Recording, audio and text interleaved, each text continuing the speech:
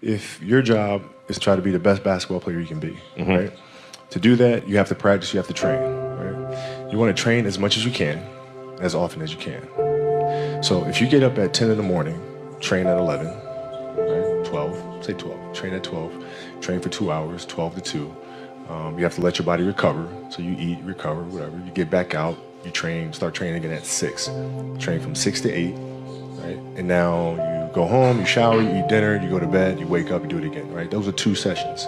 Right? Now imagine you wake up at 3, you train at 4. You go 4 to 6, come home, breakfast, relax, blah, blah, blah. Now you're back at it again, 9 to 11, right? You relax, and now all of a sudden you're back at it again, 2 to 4, and now you're back at it again, 7 to 9.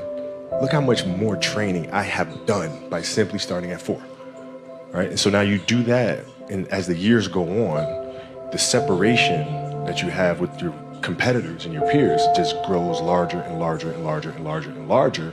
And by year 5 or 6, doesn't matter what kind of work they do in the summer, they're never going to catch up because they're 5 years behind. Right? So it makes sense to get up and start your day early because you can get more work in. I didn't feel good about myself if I wasn't doing everything I could to be the best version of myself. If I felt like I left anything on the table, it would eat away at me. I wouldn't be able to look myself in the mirror. Right? So the reason why I can retire now and be completely comfortable about it, because I know that I've done everything I could to be the best basketball player I could be. And so that's where it comes from for me. You can't leave any stone unturned. Trivial things weren't going to pull my attention.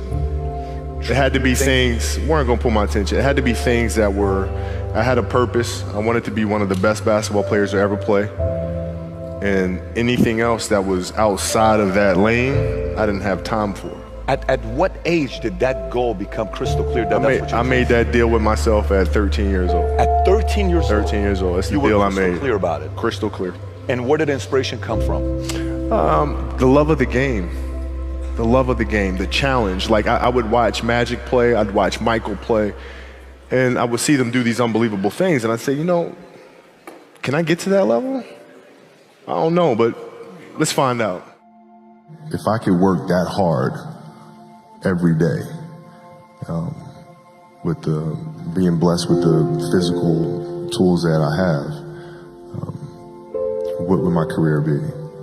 And I made a promise to myself from that day that I was going to work that hard every single day so that when I do retire, I have no regrets. And that was the most important thing for me, is to leave no stone unturned, get better every single day. And if I lived that way, then over time, I'd have something that was beautiful. But that was my philosophy. It seems like a pretty simple one, but if you live your life to just get better every single day, you do that for 20 years, what do you have? Follow your passion first. First. When I retired from the game, I sat there asking kind of all the wrong questions. What's the biggest industry I can get into? And it's all the wrong stuff. And you got to sit there and ask yourself, okay, what am I truly passionate about? What do I enjoy doing? And when you feel that way, honestly, you feel like you have never worked a day in your life. It's the most fun thing in the world. You get up in the morning excited about what you're doing. And you got to be really honest with yourself about it. If you wake up in the morning and you're dreading going to work, dude, do something else.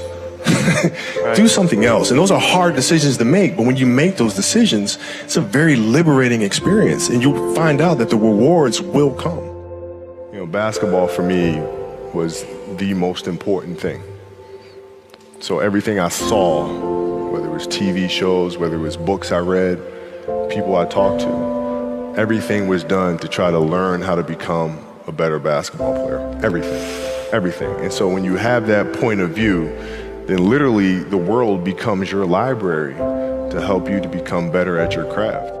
The competitiveness that I bring to work every day is really helping people, in a sense, be competitive with themselves. Right? If you're animating something, or you're writing a screenplay, or you're composing a piece of music, is that the best you can do? Right? Don't ask me. Don't say, okay, do you approve? Don't ask me. I'm not the musician. I'm not the composer. You know. Right? So the competitiveness is more from an individual perspective. Is this the best you can do? And if the answer is yes, then off we go. We talk about this often, and we always talk about the fact that you can learn a lot more from the failures than you can from the successes.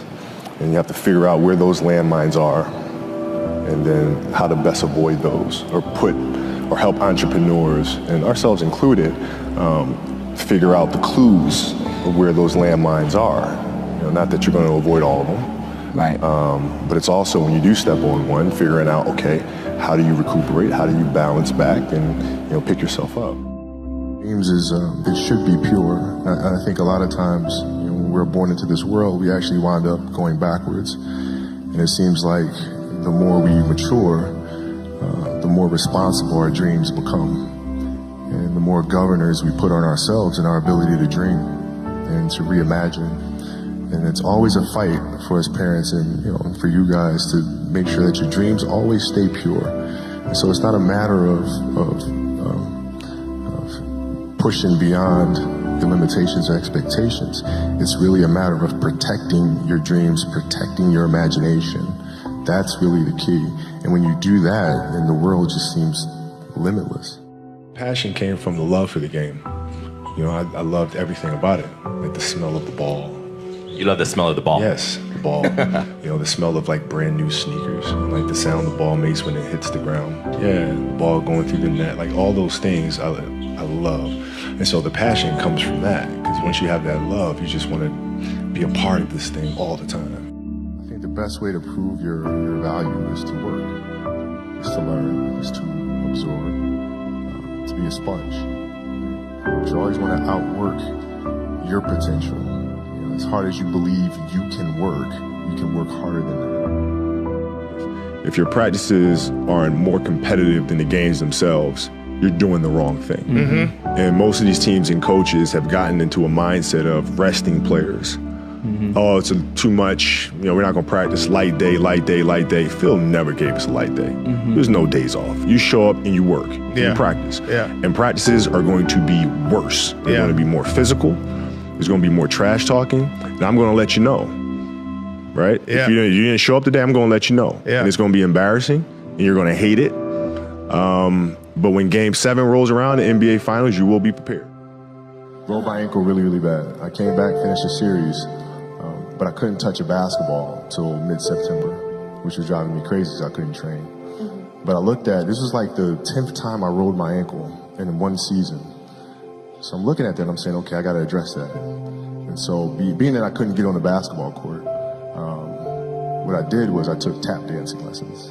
Okay. No kidding. I took tap. And tap was like the best training for me in the world because it strengthened my feet. It changed my rhythm and my approach to the game. I was able to change speeds when I came back the following season. I think dancers put way more strain on their body than athletes do.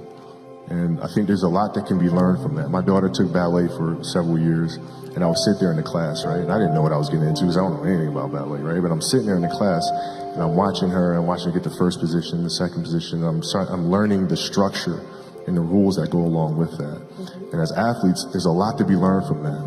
Because if you simply go out there and perform and play, yeah, you'll be great every now and then. But if you play with structure, if you understand the rules that come along with that, the discipline that comes along with that, then you reach another level. But you guys have my respect. If other people that don't see that, they're idiots. At 13 years old, I had a kill list. And so, they used to do these rankings. It was Street and Smith basketball rankings. And I was nowhere to be found because I was like 6'4", scrawny, like 160 pounds soaking wet. So I was like 57 on the list. And so I will look at 56, 55, all the way up to number 1, who these players are, what club teams they played for. So when we go on an AAU travel circuit, I got to hunt them down, right? And so that became my mission in high school, is to check off every other person, all those 56 other names, hunt them down and knock them down. The game is just a part of me. So it never leaves. Even now that I'm retired, everything that I've learned from the game of basketball, I've carried it over into life. Mm-hmm. Like basketball's helped me be a better person, a better friend, a better father.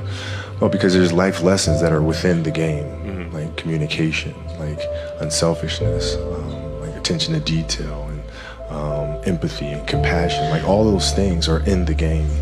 And as an athlete, if we are aware of those things, it helps us become better human beings.